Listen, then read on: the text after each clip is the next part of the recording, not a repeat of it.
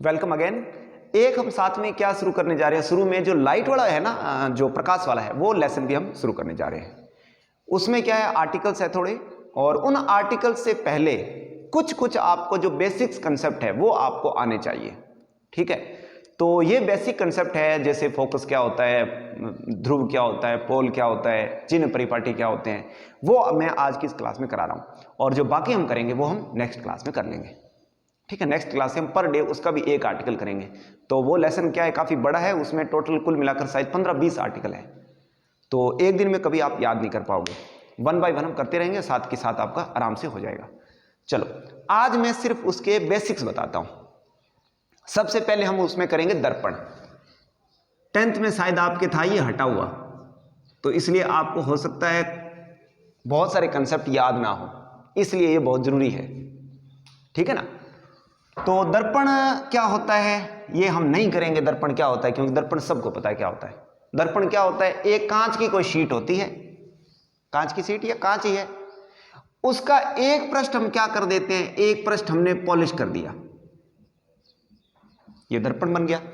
ठीक है, दर्पण कितने प्रकार के होते हैं, दर्पण 2 प्रकार के होते हैं। दर्पण के प्रकार कौन से हैं, दर्पण के प्रकार, दर्पण के प्रकार होते हैं 2 प्रकार के। एक होता है समतल दर्पण, ठीक है, एक होता है समतल दर्पण, और दूसरा होता है गोलीय दर्पण। घरों में जो हमारे सामान्य जो हम शीशा लेके आते हैं देखने के लिए, वो यही होता है, ये समतल दर्पण ही है। गोलीय दर्पण क्या होते हैं, गोलीय दर्पण अगेन आगे 2 प्रकार के होते हैं। कौन कौन से, उत्तल और अवतल। ठीक है, अब उत्तल और अवतल बनते कैसे हैं ये थोड़ा आप ध्यान से देख लो, इसी को ही हम करेंगे, क्योंकि हमारे इसमें गोलीय दर्पण से संबंधित कुछ चीजें होगी, फोकस क्या होता है वो वगैरह सारी डेफिनेशन हम इसे कर लेंगे। देखो, गोलीय दर्पण मैं अभी आपको करा रहा हूं, यहां से शुरुआत करेंगे गोलीय दर्पण से। स्फेरिकल मिरर,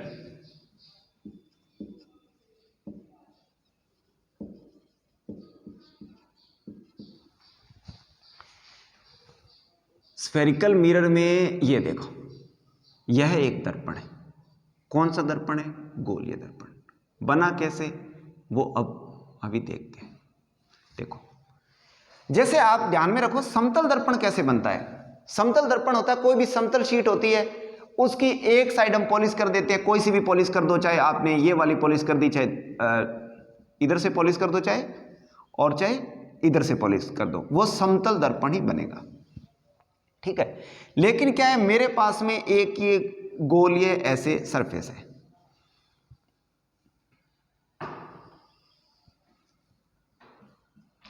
ठीक है, गोलीय क्या होगी, सरफेस होगी। ध्यान से देखो, अब ये जो दोनों दर्पण बने हैं ना, वो सेम नहीं बने हैं, डिफरेंट डिफरेंट बने हैं।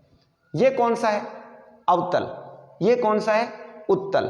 ठीक है ना, ये कौन सा है, अवतल दर्पण है, ये इसको बोलते हैं कॉनकेव।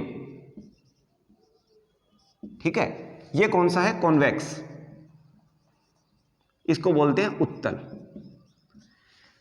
मतलब कि समतल दर्पण में क्या होता है, समतल दर्पण में तो आपके पास में समतल शीट होती है, उसके किसी भी एक और पॉलिश कर दो, वो दर्पण बन जाएगा। ठीक है, सिल्वर पॉलिश करते हैं, चांदी की पॉलिश करते हैं, ठीक है, तो ये बन जाएगा। लेकिन गोलीय दर्पण में था तो क्या, मेरे पास में एक ऐसा कर्व भी तो था, वक्र था इसे, उस वक्र के पॉलिश आपने किस ओर की, अंदर की ओर की या बाहर की ओर, उसके अकॉर्डिंग जो है वो दर्पण है वो चेंज हो जाएगा। ठीक है ना, समझ में आया ना, दर्पण क्या बन जाएगा, डिफरेंट बन जाएगा। जैसे फॉर एग्जांपल इसमें देखो, उत्तल में मैंने पॉलिश किस ओर की है, अंदर की ओर पॉलिश कर दी, परावर्तन कहां से होगा, परावर्तन बाहर वाले पृष्ठ से होगा, तो ये बन गया उत्तल। अवतल में क्या है, पॉलिश आपने किस ओर की, पॉलिश की आपने बाहर की ओर, ये जो लाइनें लगी है वो पॉलिश है, इसका मतलब पॉलिश है, तो पॉलिश आपने की बाहर की ओर, परावर्तन कहां से होगा, परावर्तन होगा अंदर से, तो ये कौन सा बन गया, अवतल दर्पण। समझ में आया ना। तो कैसे बनेंगे, मतलब कि गोलीय दर्पण क्या होता है, गोलीय दर्पण एक खोखले गोले का भाग होता है। गोलीय दर्पण डेफिनेशन हमारे पास प्रॉपर क्या बनेगी, गोलीय दर्पण किसे कहते हैं? गोलीय दर्पण एक खोखले गोले का भाग होता है जिसका कोई एक पृष्ठ जो है वो पॉलिश किया जाता है। पॉलिश कौन सा करेंगे उसके अकॉर्डिंग वो दर्पण डिफरेंट डिफरेंट बनेगा। यदि आपने पॉलिश कर दिया अंदर वाला पृष्ठ तो वो बन जाएगा उत्तल, यदि आपने पॉलिश कर दिया बाहर वाला पृष्ठ तो वो बन जाएगा अवतल। ठीक है, पॉलिश के अकॉर्डिंग वो चेंज हो जाएगा। ठीक है, अब इसको थोड़ा ध्यान से देखो। फॉर एग्जाम्पल ये कोई सा भी ले सकते हो। अब देखो ध्यान से, आपको लग रहा है कि ये गोला काट करके बना है, लग रहा है कि नहीं लग रहा? मैं इसको ऐसे करूंगा, एक गोले जैसा लग रहा है। तो क्या होता है, गोलीय दर्पण एक खोखले गोले का भाग होता है। गोलीय दर्पण एक खोखले गोले का भाग होता है जिसका एक पृष्ठ क्या किया जाता है? पॉलिश किया जाता है। ठीक है, वो पॉलिश आप कोई सा भी कर सकते हो। अंदर वाला करोगे तो डिफरेंट मिरर बनेगा, बाहर वाला करोगे तो डिफरेंट मिरर बनेगा। ठीक है, तो ये तो बन गई गोलीय दर्पण। गोलीय दर्पण किसे कहते हैं उसकी परिभाषा, प्रॉपर डेफिनेशन क्या बनी? गोलीय दर्पण एक खोखले गोले का भाग होता है जिसका कोई एक पृष्ठ पॉलिश किया जाता है। ठीक है, ये गोलीय दर्पण की परिभाषा है। अब उसमें क्या होगा? उत्तल दर्पण की परिभाषा। उत्तल दर्पण क्या होता है? एक खोखले गोले का भाग होता है जिसका कौन सा पृष्ठ पॉलिश किया होता है? अंदर वाला। जिसका कौन सा पृष्ठ पॉलिश किया होता है? आंतरिक पृष्ठ है वो पॉलिश किया होता है, और परावर्तन जो होता है वो किससे होता है? वो बाहर वाले पृष्ठ से होता है। ये किसकी डेफिनेशन बन गई? ये डेफिनेशन बन गई उत्तल दर्पण की। अब नेक्स्ट आ जाओ आगे, अवतल दर्पण की डेफिनेशन। अवतल दर्पण की परिभाषा क्या बनेगी? अवतल दर्पण एक खोखले गोले का भाग होता है। दर्पण जो गोली होगा खोखले गोले का भाग ही होगा। एक जो लाइन आपने चेंज करनी है, अवतल दर्पण एक खोखले गोले का भाग होता है जिसका कौन सा पृष्ठ पॉलिश किया जाता है? जिसका बाह्य पृष्ठ पॉलिश किया होता है, जबकि जो परावर्तन है वो आंतरिक पृष्ठ से होता है। यह बन गई प्रॉपर डेफिनेशन किसकी? उत्तल की और अवतल दर्पण की। नेक्स्ट है इनसे संबंधित कुछ डेफिनेशंस, बहुत ही इंपॉर्टेंट है और आपको आनी चाहिए।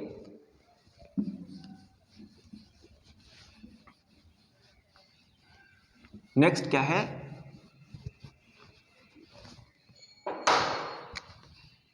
नेक्स्ट है some important definition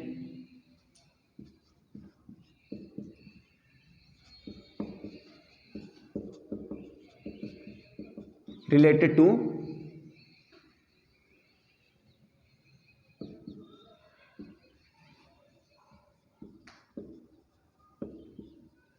spherical mirror। एक मिनट स्टॉप करना। देखो इससे संबंधित कुछ डेफिनेशंस।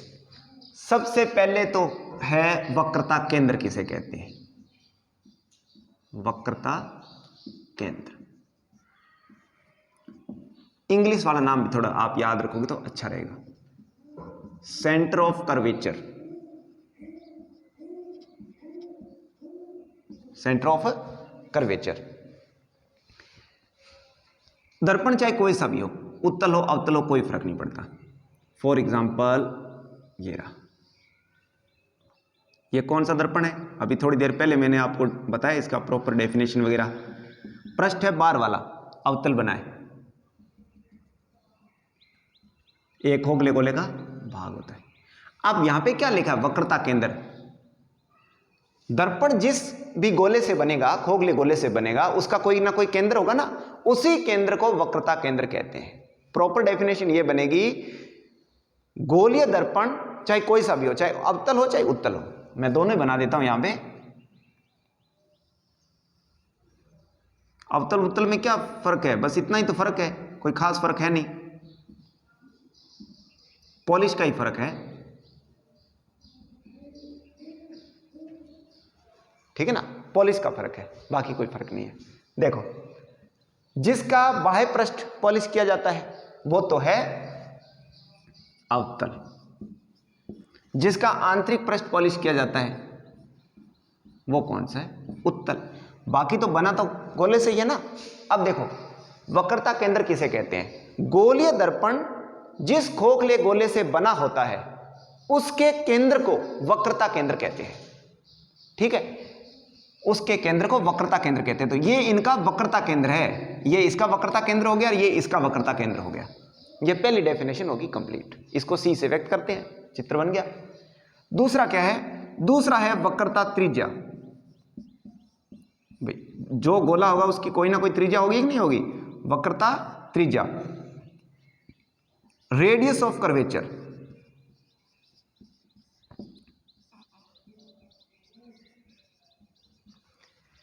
गोलीय दर्पण जिस खोखले गोले से बना होता है उसकी त्रिज्या को वक्रता त्रिज्या कहते हैं।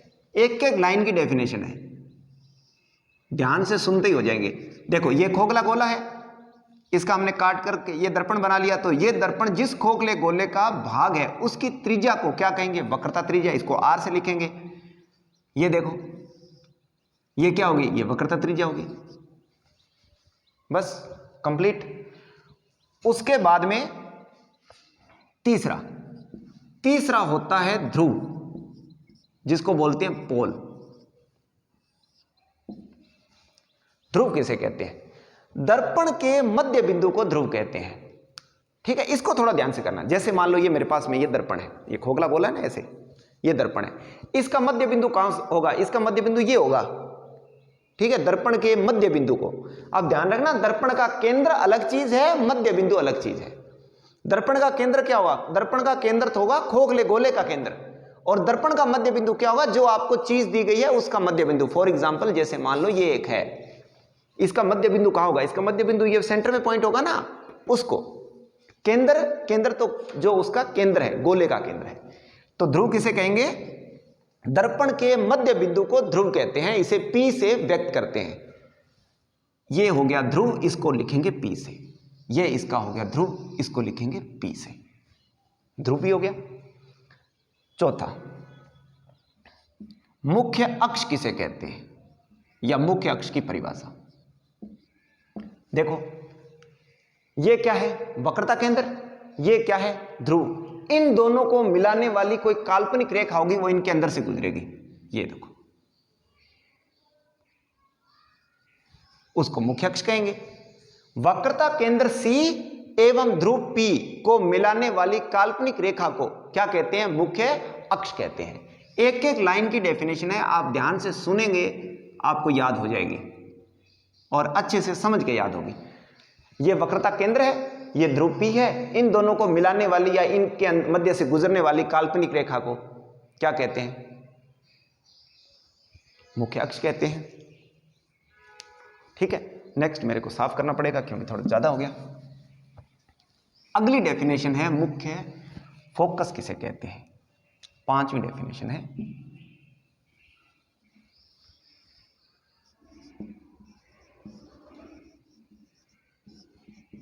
मुख्य फोकस। प्रिंसिपल फोकस किसे कहते हैं? मुख्य अक्ष को प्रिंसिपल एक्सिस ही कहते हैं। ठीक है, इंग्लिश में। इसमें थोड़ा सा देखो, ये कौन सा दर्पण है? अब दर्पण बार बार आपको याद होना चाहिए इसकी क्या क्या चीजें हैं। देखो ये कौन सा दर्पण है? पॉलिश बाहर की है, अवतल है। ये क्या हो गया? दर्पण का मध्य बिंदु ध्रुव हो गया। ये क्या हो गया? इसका गोले का केंद्र, वक्रता केंद्र हो गया। इनके अंदर से गुजरने वाली काल्पनिक रेखा ये क्या बन गई? ये मुख्य अक्ष बन गई। ठीक है, तो ये चीजें आपको बना लेनी है।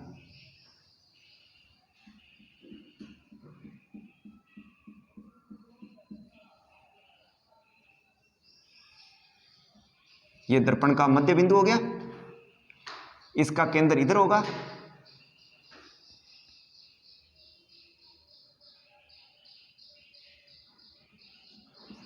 ठीक है, ये उत्तल हो गया। चलो नेक्स्ट, मुख्य फोकस किसे कहते हैं? ये जो प्रकाश किरणें बताओ कैसे आ रही है? ये प्रकाश किरणें आ रही है मुख्य अक्ष के समांतर। कहां से आ रही है? अनंत से आ रही है। तो मुख्य अक्ष के समांतर आ रही प्रकाश किरणें परावर्तन के पश्चात जिस बिंदु पर मिलती है, क्योंकि ये अवतल है ना, तो इस पे मिलेगी। ठीक है, उसे कहते हैं अवतल दर्पण का मुख्य फोकस। उसे क्या कहते हैं? जिस बिंदु पर मिलती है उसे अवतल दर्पण का मुख्य फोकस कहते हैं। इसमें देखो उत्तल में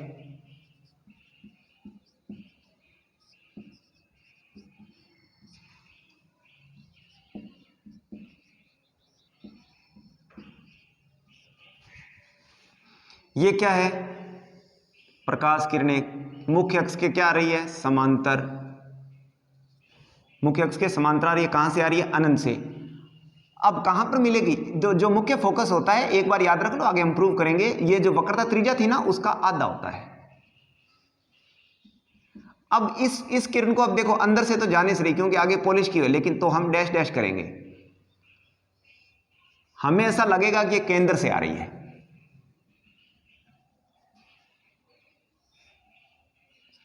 ठीक है, तो इसके लिए क्या बन जाएगी, मुख्य अक्ष के समांतरारी प्रकाश किरणें जिस बिंदु पर मिलती हुई प्रतीत होती है, कौन से केस में, उत्तल दर्पण में, उसे उत्तल दर्पण का मुख्य फोकस कहते हैं।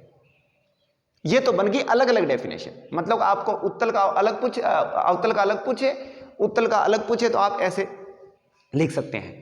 कंबाइंड कई बार पूछ लेता है कि मुख्य फोकस क्या करते हैं, मुख्य फोकस किसे कहते हैं, तो आप ऐसे लिखोगे, मुख्य अक्ष के समांतरारी प्रकाश किरणें परावर्तन के पश्चात जिस बिंदु पर मिलती है, ब्रैकेट में लिख दो किस कौन से दर्पण में मिलती है, इसमें अवतल दर्पण में, अथवा मिलती हुई प्रतीत होती है, ब्रैकेट में लिख दो कौन से दर्पण में, उत्तल दर्पण में, उस बिंदु को मुख्य फोकस कहते हैं। यह हो गया कंप्लीट। लास्ट एक डेफिनेशन और बच गई, कौन सी, द्वारक किसे कहते हैं। द्वारक, इसको बोलते हैं अपर्चर।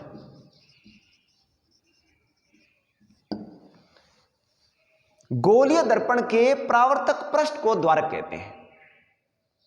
घरों में हम दर्पण लेके आते हैं ना, जैसे मान लो एक छोटे वाला ये दर्पण है और किसी के पास में एक बड़ा दर्पण है, तो इससे ज्यादा परावर्तन हो सकता है क्योंकि इसका पृष्ठ ज्यादा है। दर्पण का काम क्या होता है, दर्पण का काम परावर्तन ही तो होता है, तो इससे ज्यादा परावर्तन हो सकता है, इससे कम परावर्तन हो सकता है, तो जितने क्षेत्र से परावर्तन हो सकता है उसको द्वारक कहते हैं। ऐसा इसमें होगा, गोलीय दर्पण के परावर्तक पृष्ठ को क्या कहते हैं, द्वारक कहते हैं। जितने मतलब कि जितने क्षेत्रफल से क्या हो सकता है, परावर्तन हो सकता है, उसको हम क्या बोलेंगे, द्वारक बोलेंगे। तो ये इससे संबंधित कुछ डेफिनेशन है वो क्या होगी, कंप्लीट होगी।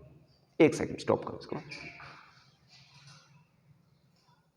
तो ये क्या होगा, वीडियो थोड़ा ज्यादा बड़ा हो जाएगा तो अपलोड होने में प्रॉब्लम आएगी, तो आप एक बार इतना ही करना, इसका एक दूसरा पार्ट मैं और बना दूंगा जिसके अंदर बेसिक्स है वो दूसरे क्लियर हो जाएंगे। Thank you very much.